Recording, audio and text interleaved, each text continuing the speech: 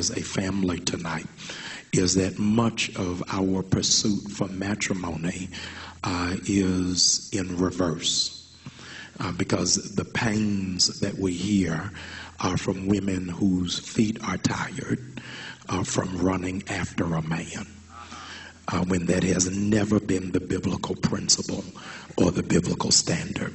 There are some things, first, that I want to say to sisters, and then I will backdoor and bring the brothers into the conversation. That here is a man, we get no further than Genesis chapter 3, when the Lord has created a man in his likeness and in his image, and he gives him dominion, he gives him authority, and he tells him to subdue the earth. That you ought to have power, you ought to have control. Not only are you supposed to have power and control, notice this, he tells him to have dominion and to have authority over animals, not over the woman. And you will never be successful in having an anointed woman trying to have authority over her when you still got your animals out of check. There has got to be an alignment that takes place, that she's able to say, are you able to check the animals you were with first before it is that you understand who it is that I am? So watch what God does. God sets up this man. He anoints him and makes sure that he's in the image and in the likeness of God. And when he creates him to make sure that he is a man, what makes him a man? There is no circumcision for Adam. There is no rites of passage for Adam. There is no mentorship class for Adam. There's not even a Tuesday night panel for Adam. What makes Adam right for a woman? You will note that when God created Adam, he did not just bring Eve automatically. There's some things that man needed to have in place before it is that a woman could show up on the scene. The first thing that Adam had to have, God could not bring Adam a woman if Adam didn't have somewhere to live. He had to have his own place to live where he had dominion over that. It didn't have his mother's name on it. God help me. This was his place, because if he cannot provide for himself, he will not be able to provide for his family. Not only does he have a place to live, but he is operating in his God-given authority. God tells the man, all of these animals belong to you, but it is up to you to name them. Name the creeping things, name the crawling things, name the flying things, and whatever you name them, that's what it's going to be. Adam says, God, you have all power. He says, yes, but I am relinquishing power, or I am sharing power for you to name the things that are in your life. So whatever it is that you name it, that's what it's going to be. Adam says, if I want that to be an eagle, what is it? God says, that's an eagle. I want that to be a caterpillar. What is it? That's a caterpillar. I want that to be a giraffe. Then what is it? It's a giraffe. God was listening intently for what he would call the animals, to see where he was in maturity. When he finally completed naming all the animals, then God brought forth the wife. This is very important. Every man, before he gets to a wife, will have to go through animals first. And he's got to be able to know that an animal is not wife material. If in fact you fall in love with an animal that is not a wife, that's bestiality.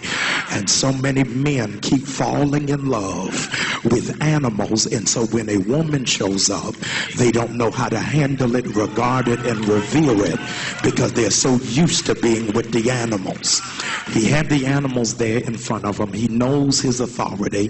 He knows his dominion. He knows his place. But here it is. He also knows the voice of God. He's got to know the voice of God for himself first before he will respond to the voice of a woman. So God is speaking to him, giving him directions, leading him, showing him his territory, showing him his jurisdiction. Then God puts him to sleep. A man will not be able to receive his God-given woman if he has not learned the ability to sit still. If he does not know how to rest and find out what God has for him and is always trying to control something, then he will not be in a place to receive what it is that God has for that man. It is very interesting to note that God then pulls the woman out of him. So as a consequence, she is a reflection of who he is. He cannot love you when he does not love him. Y'all just missed that. It'll be impossible for a man to fall completely in love with you when he has never been taught how to love himself. And most men, a lot of men, there are few men, watch this, who are looking for a woman to overcompensate for his lack of being able to love himself. So while it is that we don't discuss it, there are a lot of men who are more needy than women, but it comes out in a different kind of way.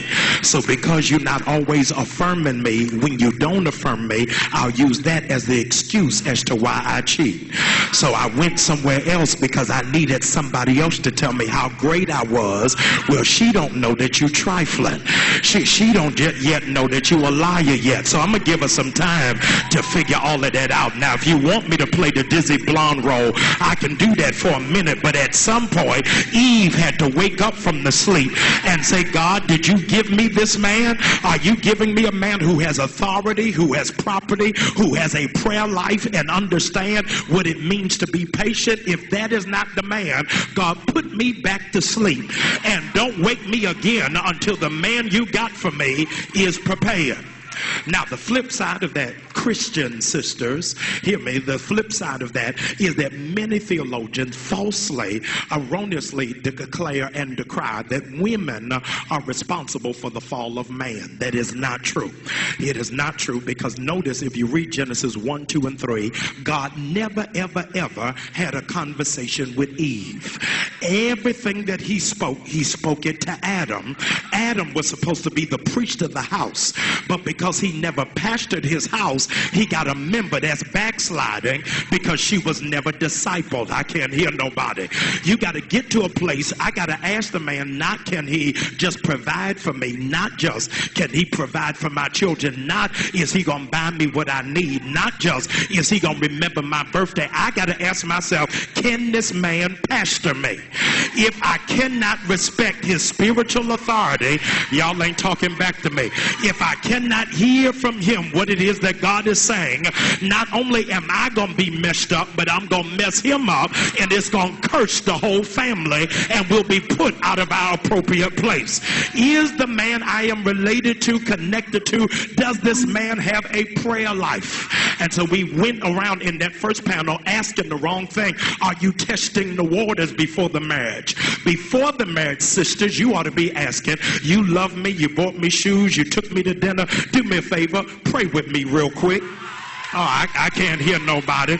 You better test them waters. See, if he won't pray for you on this side, when things become rough and tumultuous, you're going to be in the house with an atheist trying to pray yourself out of a storm. You got to find out in the beginning, is this man priest material? We have, watch this, much of where it is that we are is because we have reduced our standard. We have reduced our standard because we have lost what our grandparents coined the expression of courtship. We have lost the beauty of courtship. Now we just all in with nothing to lose, not realizing you getting ready to be the biggest loser. What is the standard? If I can get it from everywhere, there's a 7-Eleven right on this corner. There's a 7-Eleven 3 blocks down. So if they don't have a Slurpee, I know I can go down the street and go get another. I can't hear nobody. See, you got to make up in your mind, if I know my value, if I know what I bring to the table, then why do I offer the same thing the animals do? There's got to be something different about my thinking and about my offering that suggests, listen, I'm not going to sleep with you in order to keep you. There ought to be something that says, you know what, I'm tired of getting it from everywhere. I want to know where I can't get it. Men are ingrained, watch this, for a challenge. If you do not give a man a challenge, it's just going to be a field trip. Y'all don't like this here. He's got to figure out, what can I work for? What can I struggle to get? What is worth fighting for? But you giving it away, and then you want to cry after they're gone, feel guilty at the church and snot and roll around at the altar. God, why'd you do? God ain't do this to you. You didn't operate as a Proverbs 31 woman. You operating under a false pretense because you are at the same level he's in. The standard, watch this, has got to be set at such a high level that you are so uncompromising and so unyielding in your convictions that you make up in your mind, I would rather be by myself, watch this, than have somebody fall in love with a me that ain't me. Y'all just missed that. See, if you got to keep doing tricks to get them, you're going to have to do more tricks in order to keep them. But if you make up in your mind, I am not a magician, I do not work for Cirque du Soleil, this is what I do. If you can't handle that, y'all ain't talking back to me. Then you got to look somewhere else. But I need somebody who will be real enough to deal with me where it is that I am. And most times, the men don't have to tell you what it is that they want because there is no expectation. I can't hear nobody. You have not set a standard of protocol that what separates you from me